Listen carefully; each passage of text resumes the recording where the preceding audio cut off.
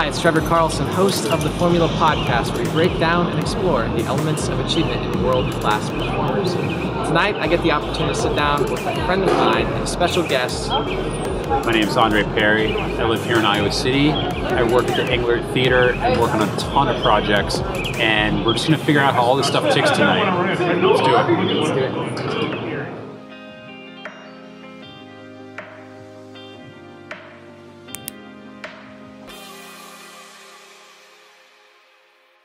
On this episode of The Formula, I have with me the executive director of the Englert Theatre here in Iowa City, Andre Perry. Andre, thanks for taking the time to sit down and chat with us today. Appreciate it. Of course, thanks. So you just got done with your big festival for the year, or one of the big ones, Mission Creek. It sounds like it was a pretty good success, at least from the events that I went to. It was a lot of fun. Are you recovered from that yet? Not quite recovered. I don't know if we ever recover.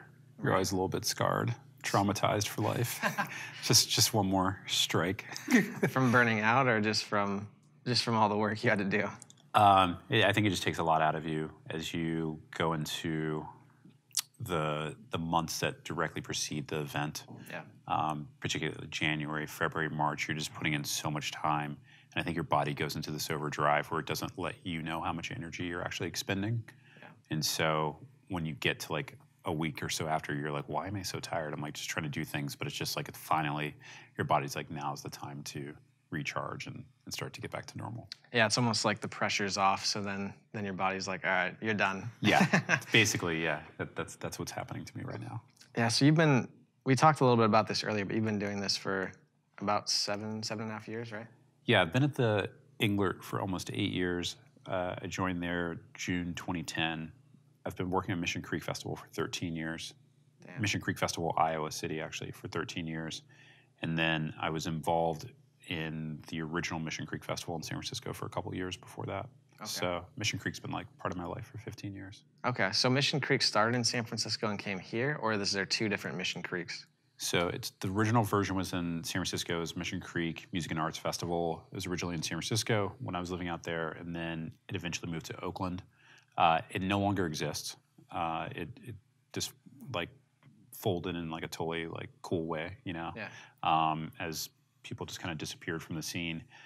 But I was a producer for that event in the early 2000s, and then when I moved to Iowa City, I co-founded the version that we have here. Okay, so let's take it back a few steps. How did you get into, let's just call it event production?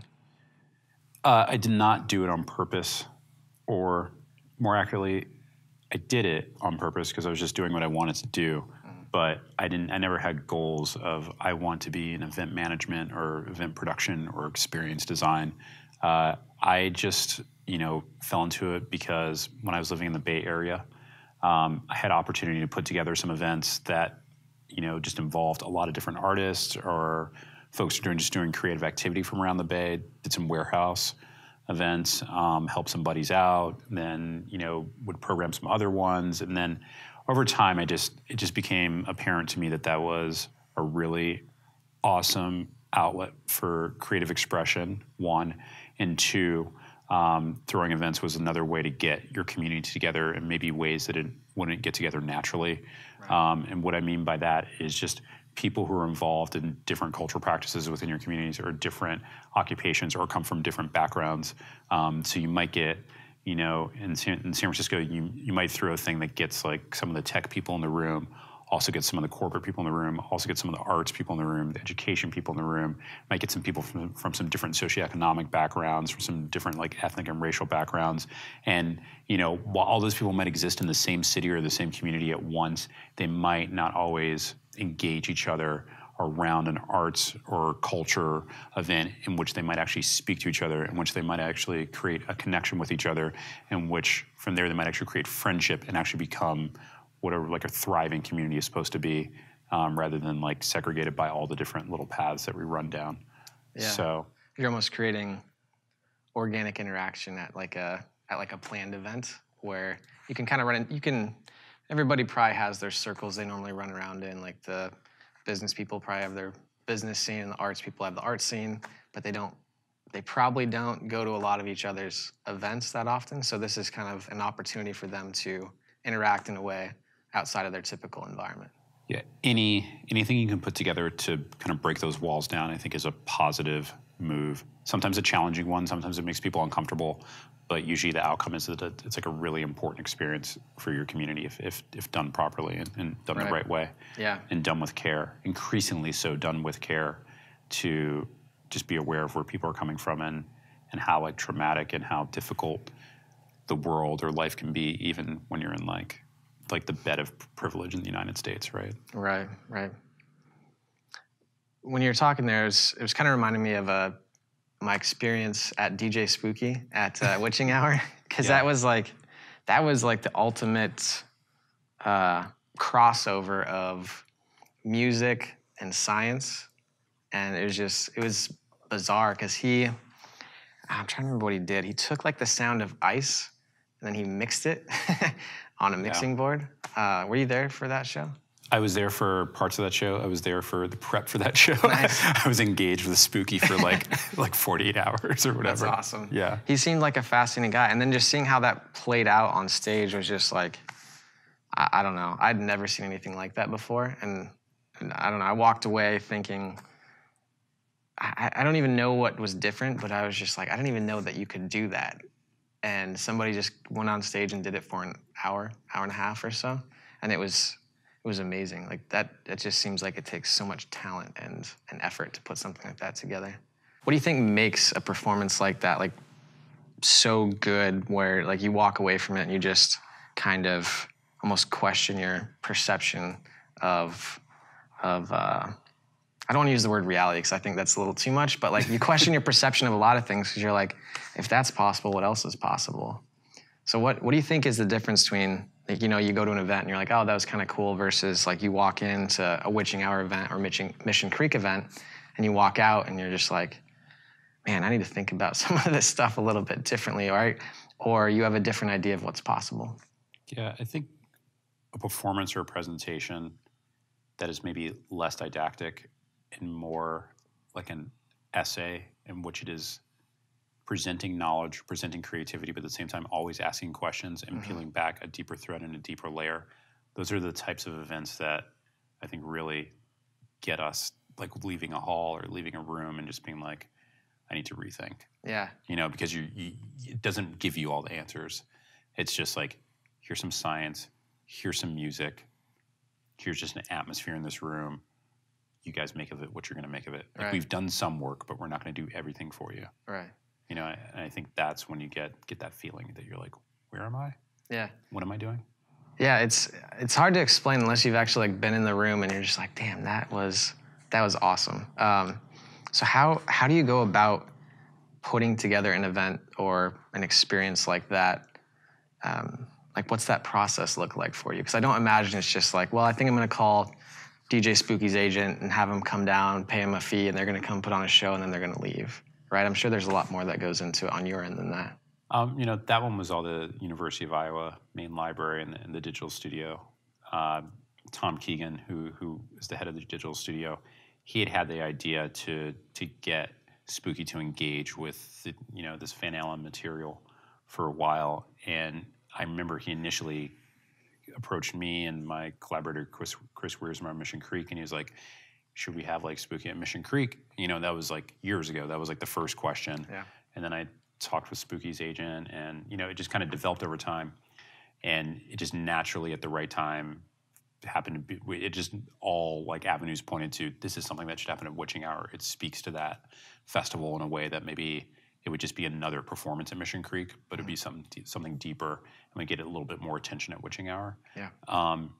But I just said that story to really just say, sometimes it just takes time and just to let things unfold. Sometimes you get a really great performance or a really great event that comes together almost like punk style, like DIY show style. You're in someone's basement, like, yo, like this band's in town, let's just throw it, like text all of our friends and we'll have like 40 people here and like a 30 pack of beer. So sometimes like that happens, but sometimes you just have to like let people know that a platform or an opportunity exists for them to come, do something in your town or to like do something at your festival. And over the series of conversations over 6 months, 18 months, 36 months, it might come together.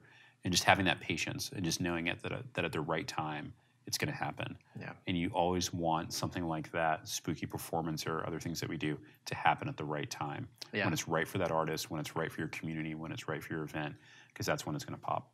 Yeah. How do you get that to line up? Patience. Patience. You just got to let some things go sometimes. And it's not like that happened overnight. It's over a lot of just, events not happening or not happening the right way that you just learn to have that patience to be like, yeah, maybe that's going to be 2019. Right. It's all good. Right. I think that's such a good, I think that's a really good piece of advice just for life in general, though, because sometimes it's just not the right time for some things. Or if you try to push it or rush it, then you maybe don't get the result that you desired because you weren't patient and let things kind of unfold. Because it's, I'm thinking back to, I won't share this person's name, but when I got my first press pass as a podcaster, I was like, oh man, I'm going to this guy's press event. I'm going to get in. I'm going to get him to be on my show. It's going to be great. And I'm standing there and I started talking with somebody else that he had brought with them, and I was having a really engaging conversation. And they're like, all right, we're wrapping up the press event. And I'm like, oh, damn. Like, I missed it. I missed my opportunity. So he started to walk out. I'm like, one more question. And I'm not the type to be like, hey, and pitch people on it. I'm usually more like, let's talk. Let's see if it's a good fit. I'm just like, hey, I'm Trevor. I have a little podcast. I'd love to have you on my show and talk about X, Y, Z. And this person just looked at me. And I was like, oh, no. And they were like, you people just follow me around, ask me for interviews all the time, and the answer is no. And I was like, sorry. Okay. But it was just, that forcing that moment. And then what actually happened later on, which is kind of funny, is I got lost trying to find where his talk was at. And he comes walking down the sidewalk. And I was just like, hey, do you know where you're going? And he's like, yeah. And then we actually had a really good conversation. I didn't ask him again to be on the show, but it's like, I almost feel like I forced it before, where if I just would have been like, you know what, he's on his way out, he's in a hurry, it'll play out however it plays out, maybe I can get a hold of him later. Right. And just been more patient, then maybe, who knows how the result would have turned out, but I think patience is an important lesson for a lot of stuff. And I definitely screw up still. I'm like, let's do it. Wait, you make mistakes? All the time. Yeah. And, but just, I think I'm making less of them than maybe I did 5 years ago. Yeah. In that regard, in terms of letting the event come together, knowing when to put pressure, yeah, when to pursue really intensely artists or speakers or folks who are going to be putting a workshop together for a festival or some other event, and when to just be like, hey, let's just talk when it's time to talk. Yeah. And I'm sure you don't make the same mistakes that you used to either. Maybe you make new mistakes now. But yeah. So when you're approaching, because you've had some top A-list talent come to the Englert over the past few years since I've been familiar with it, and Kevin Smith's coming back for what, a third time? Second time. Second time? Yeah. I feel like he came back. Wasn't he here before? He was here. His first time was Mission Creek, 2016. Okay. Yeah. Cool. Yeah, I'm going this time. I missed it at Mission Creek before, but I'll be there. So how do you approach, because this isn't a huge metropolitan area with a massive audience. So how do you approach these artists or these people that have large followings and convince them to come to the Englert or come to Mission Creek? Yeah, I think over the years, it's really taking care of artists when they're here. Mm-hmm. And I think that reputation carries, and I've made mistakes and maybe not taking care of artists in one way or another. And so you really got to keep your track record as clean and as perfect as possible. Again, it's patience. I do know some artists, particularly when I first started programming in Iowa City, working at the mill and early days of Mission Creek when it was super DIY, always talking directly to artists, maybe talk to an agent or a manager every now and then. And so, just build up a nice rapport with some artists, but also just the relationship you have with certain booking agents is really important. Those folks are really, I mean, they're the people who communicate the value of your community, the value of your venues, and just the vibe of where you live to those artists and to the managers who they're trying to just say, hey, you guys should go through Iowa City, whether it's Gabe's, whether it's something at the university or the Englert. It's all relationships. Take care of those artists. And when they come to town, do the work that you need to do to get people there. It doesn't mean that a show needs to sell out every time, but it means the experience needs to be awesome, to the best of your ability. And sometimes it just doesn't work out, and that's okay. But artists remember how they're taken care of. It's like it's a hard life to just be traveling from town to town. Even when you're Kevin Smith, like dude works. Like he puts in those marathon sessions, because at Mission Creek he did what, like 4 hours. Jesus. Like and then he's like up the next morning doing a podcast. You know? And he's on like 4 podcasts. And it's just dude does his work, and so it's like even though he's famous, even though he's been very successful, and I'm sure he's doing okay, it's what he does is work. He wants to talk about culture. He wants to keep pushing culture forward, and I'm sure that like makes him tired. He recently had a heart attack, which is really, really sad, and but he was like back up like the next week. I'm sure to his like doctor's chagrin, but like he's like, no, dude, this is what I do. And so when he comes here, we want to do our best to show him as much love and take care of him while he's here. And that doesn't mean I need to talk to him or anything. It just means our team needs to take care of him, that our community needs to take care of him.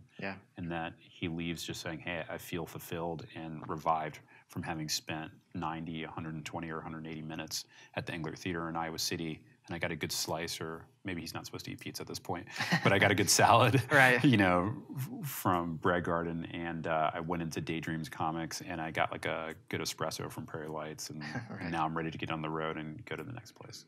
Yeah, I think he's actually hitting up like 3 places in Iowa, it looks like, which I was kind of surprised by. Yeah, he's doing like a deep dive in Iowa. He's doing Codfish Hollow, Makokata. He's doing Des Moines.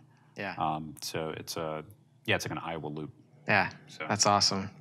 It's really cool to see like artists when they seem to actually give a shit about the people that they make content for, or they make their art for. That I always find that to be very refreshing. I've been a fan of his for a long time, just because of how he seems to approach. He's like, oh, you watched my movie? He's like, cool. I'm only supposed to be here an hour, but I'm gonna give you 3. Right. So. There's a lot of people, I mean, especially in Iowa City, it seems like there's always like a new festival or new event or something popping up. And I'm sure you get asked a lot for advice on like, hey, how do I think I've asked you this. So I know for sure, but what advice do you give to someone who's looking to get something new off the ground? Just try to be as honest as possible, be a good community member. I remember when I was like pretty young and starting off and doing stuff, and now I'm not like super old, but I'm not like pretty young anymore. And so it's like good to be in that position and just be able to like share as much honesty and just as much knowledge. I'm just like, share all the knowledge. You want to look at our books, look at our books. I don't care. I want you to do better than we're doing. The only reason like you exist right now is to do work that people can make better later on. So I try to be as open as possible, try to be as honest as possible, and even though I'm probably overbearing sometimes, I'm definitely overbearing sometimes, I try to like actively be like not overbearing so people can just do their vision. I want to see your vision. Like, I've got 2 days off, let me jump into the event that you're doing. I love going to other people's events in the area that we live in, Iowa City, Cedar Rapids, Des Moines, wherever. I love going to events. It doesn't even have to be like stuff I'm into. It's just like going to it and feeling it and taking notes on how people are being really successful and bringing community together. I'm like way into that. Have you been to any of the Cedar Valley House concerts yet? I haven't been to the Cedar Valley House concerts. You gotta go. I know all about them, and house concerts were a really essential part of my life post-college and pre-moving to Iowa City when I was living in the San Francisco Bay Area. I had a really good friend who ran a place called Fort Oregon, which was on Oregon Street in Berkeley, California, and is just an amazing house concert venue. Like just crazy shows went in through there. Like Lou Barlow from Sebadoh played there. Like the Microphones or Mount Airy played there, and then like just every like Bay Area like band from like the post-punk people to the folk people, like just to the electronic folk. Just everyone was through there, and so I would just see so many shows in that space, and it was just like brought me back to life. So there's every time I bring up that I'm friends with you or that I was doing this with you, people are always like, yeah, Andre's like this great talent for Iowa City. He could be anywhere. You know, why do you choose to stay in Iowa City versus like going back to San Francisco or any other place that has, a little larger market for events? Sure. Got a couple answers. I mean, one is it's kind of fucked everywhere. So you might as well just stay where you are, right? And what I mean by that is Iowa City's, for all the things that we love, or the Iowa City, ICR, Iowa City area, for all the things that we love here, there's some extreme challenges. It's like a tough place to be a person of color, right? And it's getting like tougher. And if you're a person of color and you don't have like economic means, it's like really, really, really bad. And if you're white and you don't have economic means, it's also like really bad. And we're definitely starting to probably see a split between people who can afford to even live, particularly in Iowa City, and it doesn't seem that bad right now, but like give it another 10 years and it could be like really, really, really bad. There's a lot of pride in the education system of Iowa. And so you think about from like K to 12, and people are like, yeah, the schools are really good here, Iowa City, Cedar Rapids. But the schools, particularly in Iowa City, are not advancing. The education is like still solid, but they're not at an innovative level that are going to prepare students to like live both effective and like nourishing lives. And so like they're falling apart. And again, it's like you look at them now, you're like, it's like okay, but they're not like crumbling. But you like fast forward 10 years, that could be a problem. You think about higher education and like the total. It's not just the defunding of like say the University of Iowa or Iowa State. That's part of it, but that's like one part of the problem is that there's not enough funds to like for the universities to excel, nor are the universities, they have yet to take action, or the University of Iowa has yet to take action where it can embrace, it could be a leader in what higher education looks like. They're at this crossroads, and if they jump, they could go and be like one of the best educational, institutions ever in the United States. And if they don't jump and they stay in stasis, it's going to fall apart. It's going to defund it. It's going to slowly melt away and die. Those are just some of the problems. So you think about that, but like it's not like Iowa City is the only town. It's like a small town in Iowa. It's also happening in Chicago. It's also happening in the Bay Area. It's also happening in New York. It's also happening in D.C. It's also happening in other college towns, other Big Ten towns. It's happening in Madison, Wisconsin. So while there's a lot of opportunity, a lot of positive things that are happening here that I'm certainly taking advantage of, and I'm privileged enough to like plug into, there are a lot of things that will make us sad to be part of this community if we don't like address them and make the right decisions. Right. And so why stay here? Well, if I leave and go somewhere else, which I could like tomorrow or in 10 years, I'm going to be doing the same work. Wherever I can fit into that community, I got to find a way to help improve the situation. And the situation is not equally great or equally terrible wherever you go, but there are a lot of the same versions of problems are happening, or the same types of problems are happening. It's really like a national issue. I mean, also global, but like really America just like needs to like step up. I think initially you're asking like why would you stay here and do work here?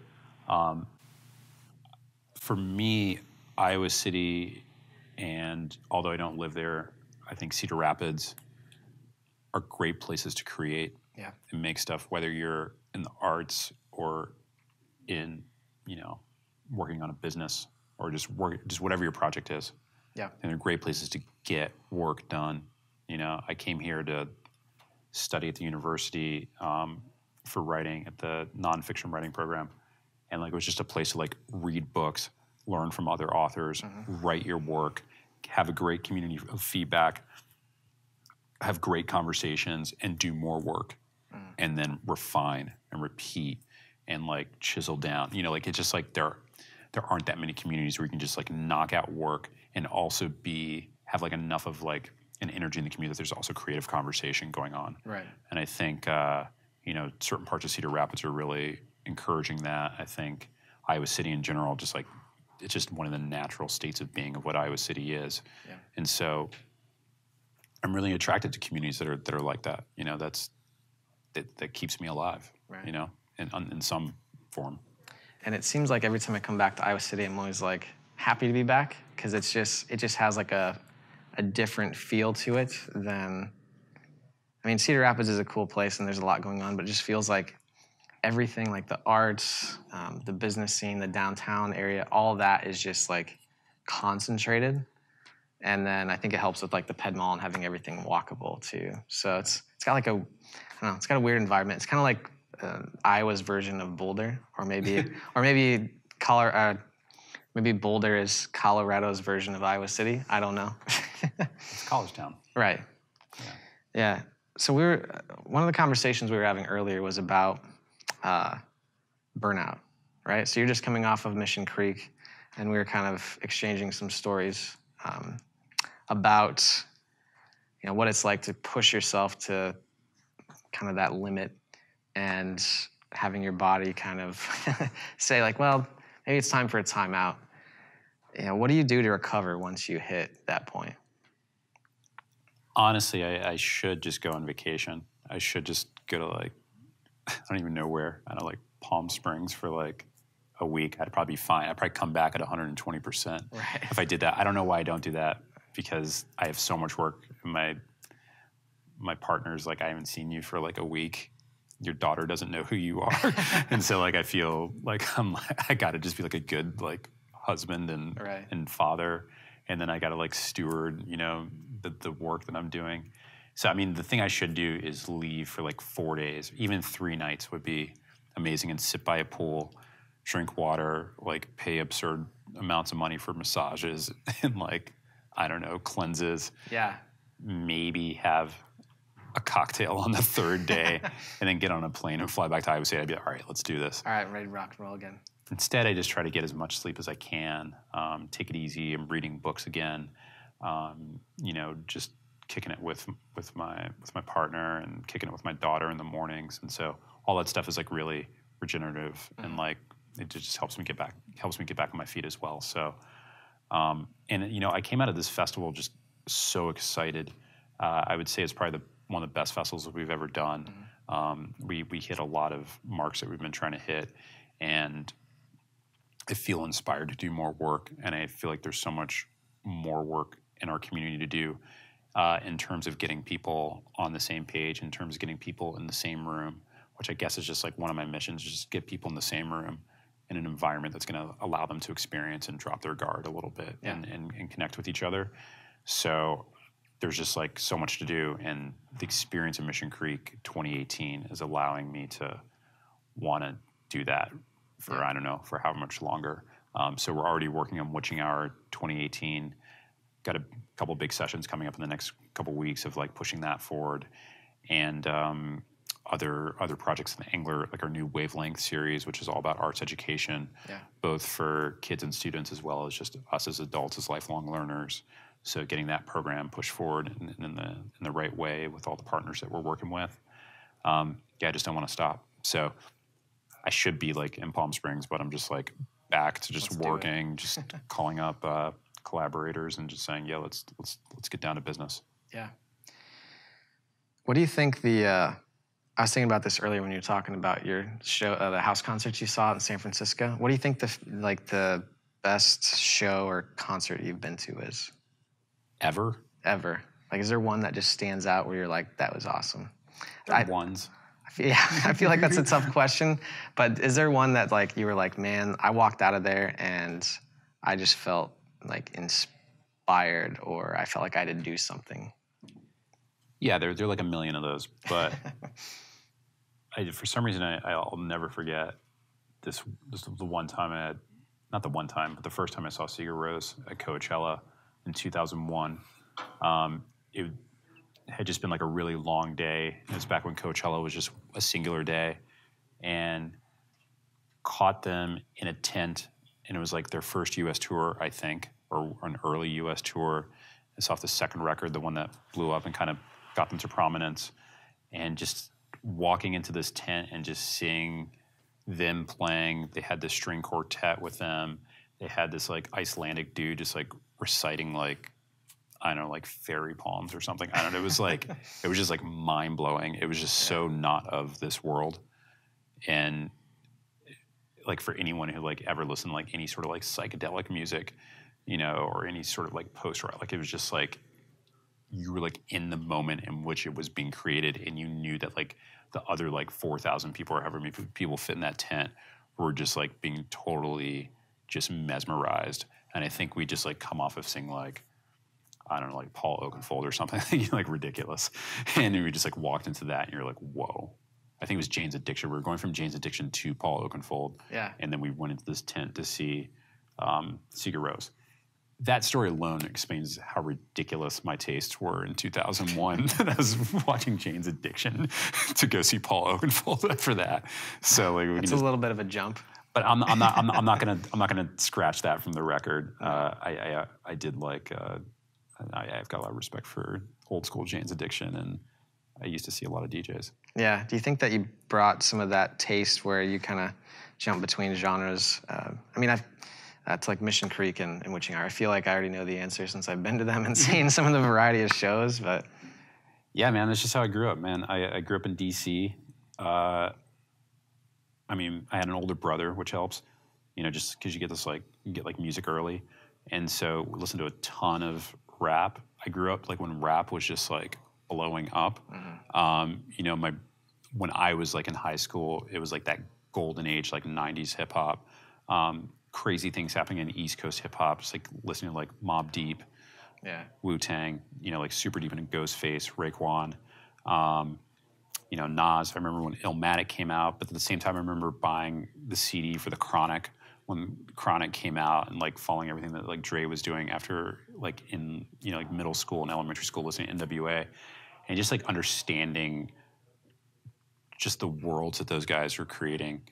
Just creatively was like super influential, and they were bringing in, even though, you know, it came under the banner of rap, they were just bringing in so many different sounds. RZA, the production was like mind blowing. What Havoc was doing on Mobb Deep Records, the worlds that they were creating, just like as on a narrative, you know, like stage. Like, I mean, Mobb Deep's second album, The Infamous, is just like, that's like, I like put that next to like listening to early Velvet Underground or something. Like, just like, it's got the same sort of way, or probably even more like 70s era, like Lou Reed. It's just like the way that they're able to capture a scene in a place and a time that they are or are not connected to, just because they understand New York or they understand Queensbridge the way that, you know, Lou Reed understood certain parts of Manhattan. Like, it's just like, that's amazing. So that stuff was like very influential. And at the same time, there was just like crazy, like, alternative rock happening, you know, like a lot of kids I remember buying like Nevermind and just like listening to that for the first time after seeing the video for Smells Like Teen Spirit on MTV, and just be like, whoa, like I'm way into that. Didn't even know about Bleach, you know, but found out about that later. And then, you know, I remember seeing on 120 Minutes Bullet in the Head by Rage Against the Machine. I was like, whoa. I was like, I got to get that. Yeah. Went to the record store, got the first Rage album. And I mean, there was just like so much crazy music happening. And then when I was in college, I like did a semester in England, and I'd heard like, you know, like some of their songs, but like one of my friends was like, dude, have you listened to Blur? And I was like, no. And like, you know, like obviously everyone knows song number 2, but like got into Blur, and is when that album came out, got into their old stuff, got all this like Europeans or like, you know, UK like Britpop, and then really started getting into like beats, like electronic music, both European, and then getting into like Detroit and like Chicago. It's just like, I mean, music is always popping. Yeah. And it was just like particularly popping when I grew up. I know a lot of people are like, yo, the 70s were popping or the 60s were popping. They were, but like it was like super popping in like the 90s and early 2000s. I mean, 80s, 90s, early 2000s, just the advent of electronic music and how that affected so many types of music. Yeah. And then just that split where like people went from like punk to like alternative rock. Yeah. It's just like really interesting. And, you know, now we're going through another phase, whatever it is. Yeah, it sounds way different now than it was then. I mean, now everything's digital. People don't usually like. There's not like the whole like, oh, that new album dropped today. Well, unless I think J. Cole's new album is dropping. I keep hearing about it. I don't know anything about it, but you know, it's not often you hear about people coming out with a new album though. You're just like, oh yeah, they got a new track on Spotify. You're like, oh yeah, let me download that. And You got to make it part of your day. E40 and Be Legit dropped a record this week. oh man, Like, you know, you just got to keep checking the waves. I didn't even know those guys were still around. E40 is really prolific. Yeah, And, you know, that's, speaking about artists, like that's someone who just like makes music. yeah, And like a lot of it's like pretty good. right. And he's like 50. You know, and he's been making music since he was like 20 or whatever. Yeah. And you guys just had Wyclef here, right? Yeah, Wyclef was in March Yeah. at the Englert. Yeah, is he older too? Wyclef's got to be like 50, 45, Yeah. 50. Yeah, I don't know. I feel like he's been doing it for a long time as well. Yeah, he's probably been around for 25 years. It's crazy how long those guys can keep making music for though. It just must be something that they have a lot of passion in, or they just, I don't know. It's cool to see them be able to stick around and stay relevant for that long too. You know? Yeah, Ghostface Killer played Mission Creek Festival last year in 2017, and it was awesome. And I went down the dressing room afterwards, which I don't do that frequently. And I was just, I mean, this is like a hero. And I was just like, someone was like, hey, like, this is like one of the guys who works for the festival. I was like, cool. And he's like, what's up, man? And I was just like, just thank you for like making art. And he was like, looked at me and he was like, that's what I do. I make art. Like, I just like make these tracks and I'm going to keep doing it. Damn. Keep supporting. Much love. And I was like, dope. I'm out. I will keep supporting. That's like that's epic. Where he's just like, yeah. That's what he does. You know, like he just like they make track. He is there to rap. He's there to advance lyricism. Yeah. You know. Yeah. So let's say that there's someone out there that maybe wants to make art or make a festival or something like that, and maybe they're facing some challenges about doing something authentic or doing something that might be a little bit different. What would you tell them? As entrepreneurs often say, they're always talking about like the minimum viable product. Mm-hmm. You know, I think with a festival or an event, just do something and keep it affordable for you. And you can afford to do it and not go into like crazy financial ruin or anything. Just do it, because you learn so much from just like getting something out there and then getting another thing out there. Because if you're really into it, you're going to keep refining, or you'll just find like, hey, maybe that wasn't the right thing and I need to go back to the drawing board. Yeah. But at least you did it once, you know? Obviously have a plan and have a good team, whether it's a team of 2 or a team of 10, but like have a good team, have an idea you believe in, and just try to get it out there once, you know, and go from there. Yeah. You know, it's like the type of thing where you just do it once and it just happened once. You're like, cool. We're not doing that again, but we had a good time. I was just reading today. Sigur Rós put on this festival in Iceland. I'm not sure if it was in Reykjavik, but I think it was. They put on this festival, and I think they were playing it. Like Kevin Shields played it. Like they just got like all these like dope artists to play it, and I guess it like lost a bunch of money, which they could afford because they're Sigur Rós. And they were just like, you know, it's not happening again, or at least as far as we know, it's not happening again. But I'm sure everyone who went to Sigur Rós's festival in Reykjavik was like, that was the jam. Like, I'm sure people were just like on a different level, you know, at their festival. And, you know, they had the resources to do it. That's not the festival I would do, because I wouldn't be able to afford it. But like, if I can do my version with my like $2,500 and not my like $2.5 million or whatever it cost them to do it, then let me just do my $2,500 version. And if there was enough there to grow on it, I'll grow on it. If not, hey, I created. Yeah. We did a community thing. I'll move to the next project. Yeah, and I think you make a really good point. Is I feel like that a lot of, especially for me when I was like 24 to 27 or so, I just felt like, you know, you graduated college. Well, I didn't actually graduate, I dropped out. But I dropped out of college. Most other people graduate. I was doing startup stuff, so I took that path. I've seen this happen a lot of times too, and I find it really interesting is they like drop out, or not drop out, sorry, they graduate. Most people graduate. And then they're like, okay, well, I don't know what I want to do. So then they just like get a job and then they don't do anything. Well, I don't know, I could do this, or I could do this, or I could do this, or I could do this. And they don't do any of them. But the point you made was just like, just go do it. If it goes bad, you don't have to do it again. Right. If it goes well, hey, that's great. You can do it again. And I think that applies to jobs and a lot of other things too, like making art, making festivals, starting a business. Like just give it a shot and see what happens. You might hate it, but you don't know unless you try it. I was talking to a friend today who has had a business that was been quite successful for the last 11 years. Mm-hmm. And they just decided to close it down this week for various reasons. And it wasn't like there was like a major crash that it was falling apart. They had to go into bankruptcy or anything.